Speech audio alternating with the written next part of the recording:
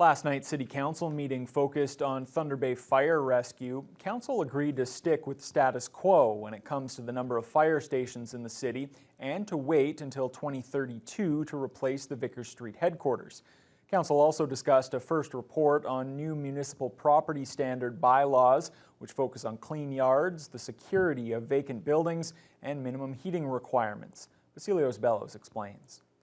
City Council's approval of the recommendation for Thunder Bay Fire Rescue means there will continue to be 8 stations around the city. The idea of not amalgamating stations was one of the options presented by an outside consulting firm, which Fire Rescue heavily supported.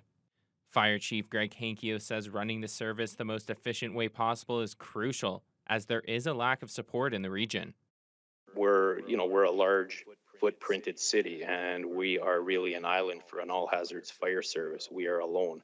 We don't have neighbors such as, if I use the example of Kitchener, Cambridge, Waterloo as an example, where we can share resources in a timely manner. So that is definitely one of the factors we have to deal with.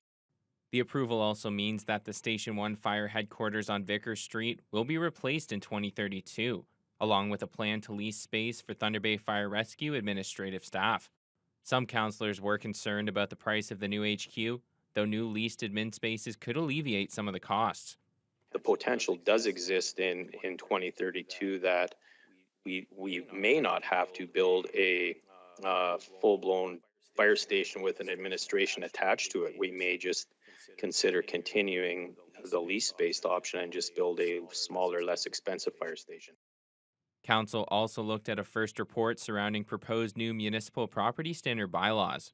They focus on clean yard standards, vacant building security to prevent unauthorized entry, and minimum heating requirements for residential dwellings. John Hodson, who spoke at council representing the McKellar Ward Residents Association, says maintaining property standards will help build a sense of community.